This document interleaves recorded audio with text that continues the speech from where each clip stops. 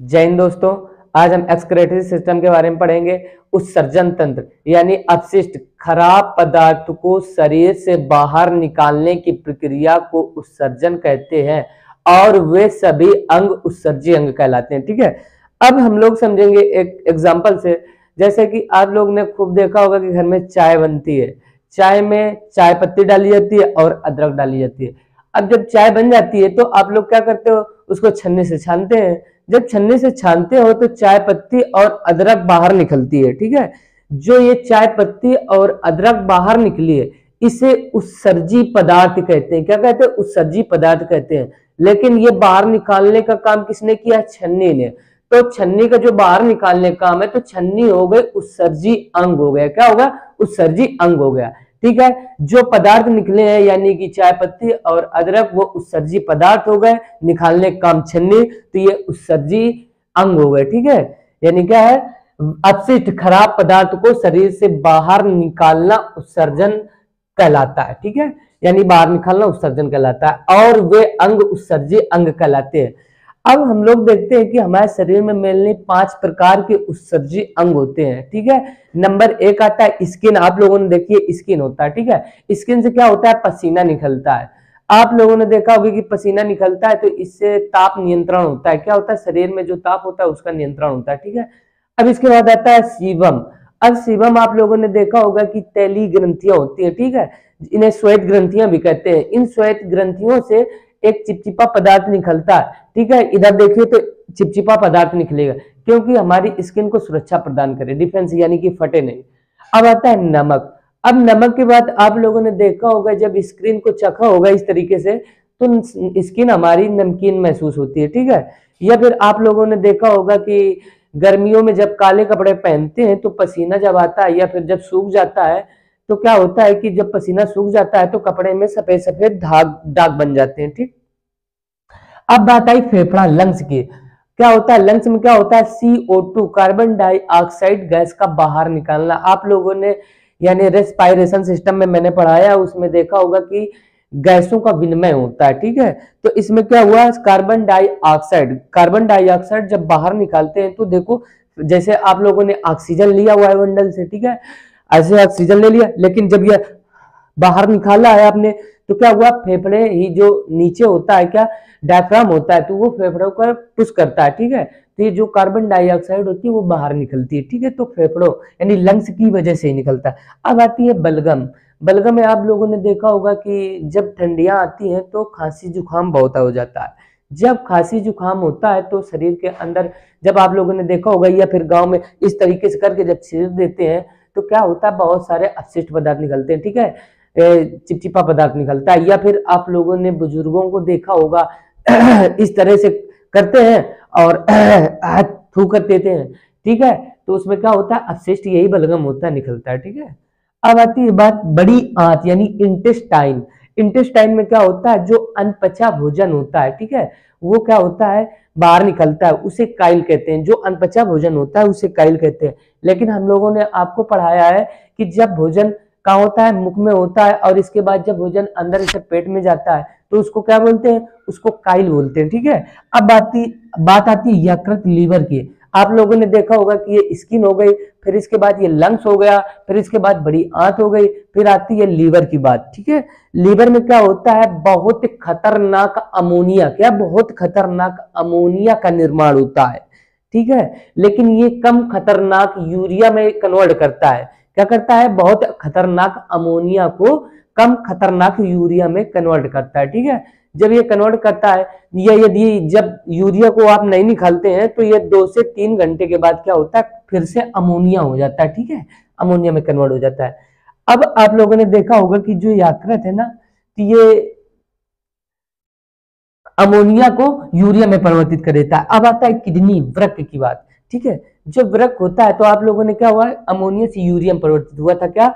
Liver. अब जब liver से क्या हुआ? अब यकृत क्या करता है कि यूरिया को ऑब्जॉर्व किया और पेशाब के रास्ते से या बाहर कर देता है। ठीक है, तो यही मुख्य उत्सर्जी अंग मेनली क्या है? वृक्क यानी किडनी। अब हम लोग किडनी के बारे में पढ़ेंगे, ठीक है। तो एक बार इसको फिर से रिवाइज कर लेते हैं। अपशिष्ट यानी खराब पदार्थों को शरीर से बाहर निकालना उत्सर्जन कहलाता है और वे अंग उत्सर्जी अंग होते हैं। मेनली ये 5 प्रकार के होते हैं। नंबर 1 त्वचा यानी स्किन की बात होती है। नंबर 2 फेफड़ा लंग्स की बात होती है। नंबर 3 आंत बड़ी आंत यानी इंटेस्टाइन की बात होती है। नंबर 4 यकृत यानी लीवर की बात होती है। फिर वृक्क यानी किडनी, ठीक है। अब इनके काम देख लेते हैं। स्किन का है पसीना, सीवम, नमक, ठीक है। फेफड़े लंग्स का है CO2 वाष्प, बलगम, ठीक है। बड़ी आंत आता है इंटेस्टाइन, अनपचा भोजन या काइल, ठीक है। यकृत लीवर की अमोनिया को यूरिया में परिवर्तन। फिर आता है वृक्क किडनी, यूरिया पेशाब का उत्सर्जन, ठीक है। तो अब इसको स्क्रीनशॉट ले लीजिए। अब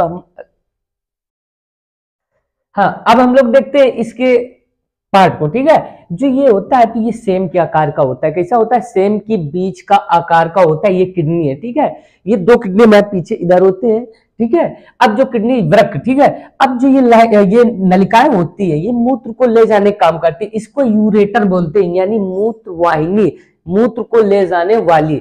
अब बात आती है मूत्र आके कहीं रुकता होगा, ठीक है। इसको ब्लैडर बोलते हैं। मूत्राशय, जिस तरह से तालाब में पानी होता है उसे जलाशय बोलते हैं, इसी तरह इसको ब्लैडर यानी मूत्राशय बोलते हैं, ठीक है।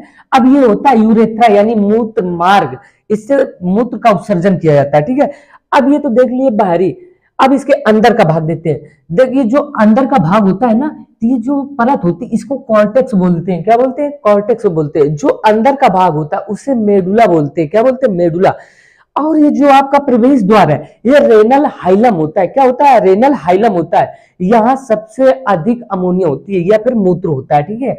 अब आता है किडनी यानी मुख्य उत्सर्जी अंग है। क्या है? मुख्य उत्सर्जी अंग है। अभी इसका काम क्या है किडनी का? ये रक्त को छानता है। क्या करता है? रक्त को छानता है। आप लोगों को अभी बताया, देखिए जैसे मम्मी क्या करती है, चाय को छानती है, लेकिन चाय शुद्ध है या नहीं है इसका पता नहीं चलता है कि इसमें कितनी मात्रा दूध पड़ा है, इसमें कितनी मात्रा चीनी पड़ी, इसका मतलब नहीं जानते हो।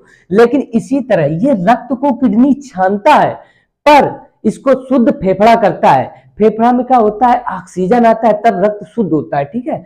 अब एक बात, पेशाब का निर्माण करता है, यानी पेशाब का निर्माण करने के बाद जो पीएच होता है, यानी कि एसिडिक है या फिर क्षार है, ठीक है, अम्लीय है कि क्षारीय है, तो इसका पीएच होता है 6 होता है, ठीक है। तो ये पीएच को नियंत्रित भी करता है। अब ये जहर को निष्क्रिय करता है। सबसे बड़ी बात है कि ये जहर को क्या करता है? निष्क्रिय करता है।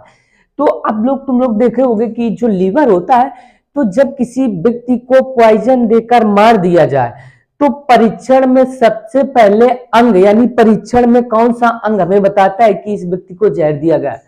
तो इसका पता लीवर से चलता है, ना कि किडनी से। किडनी क्या करता है? ये क्या करता है कि जहर को निष्क्रिय कर देता है। लेकिन आप लोगों ने देखा होगा कि बहुत लोग शराब भी पीते हैं, तो शराब थोड़ी बहुत मात्रा तो ये शराब की निष्क्रिय कर देता है, ठीक है। लेकिन इफेक्ट क्या होता है? लीवर इफेक्ट होता है, ठीक है। अब ये किडनी यानी सेम किडनी होता है जो सेम के बीच के आकार के जैसा होता है। इसकी संख्या 2 होती है, ये तो सबको पता है। अब जो झिल्ली यानी इसकी जो झिल्ली है ना, ये पेरिटोनियम की होती है। किसकी होती है? पेरिटोनियम की होती है। अब आता है इकाई यानी यूनिट। अब यूनिट आप लोगों ने नहीं समझा होगा, यानी आप लोगों ने देखा है कि यूनिट, जैसे घर बन रहा है, घर, तो घर बनाने में सीमेंट का भी यूज होता है और इसमें बालू का भी यूज होता है। लेकिन मेनली क्या होता है? घर बनाने में मेनली होता है कि ईंट का यूज किया जाता है, यानी कि इकाई यूनिट नेफ्रॉन है। इसी तरह का है नेफ्रॉन। नेफ्रॉन लगभग 10 लाख यानी 1 मिलियन के पाई जाती है। कितने? 10 लाख पाई जाती है, ठीक है। अब आता है समान मूत्र में। अब मूत्र में क्या क्या पाया जाता है? जो जल होता है ना, 95% जल पाया जाता है। अब आता है यूरिया। तो यूरिया कितने प्रतिशत होता है? 2.7% होता है। कितना होता है? 2.7% होता है। अब आता है यानी लवण यानी नमक की बात, तो नमक होता है 2% होता है। कितना होता है? 2%। अब इधर क्या है? यानी कि ये है किडनी। अब ये जो ऊपर होता है ना, ये अधिवृक्क यानी एड्रिनल ग्रंथि होता है। ये ग्रंथि के, जब ग्रंथि का चैप्टर होगा तो उसमें पढ़ाएंगे। और किडनी ये होता है जो नलिकाएं होती है, इसको यूरेटर मूत्रवाहिनी कहते हैं। ये जो ब्लैडर होता है इसको मूत्राशय कहते हैं। जो ये नीचे होता है ना, यूरेथ्रा यानी मूत्र मार्ग होता है।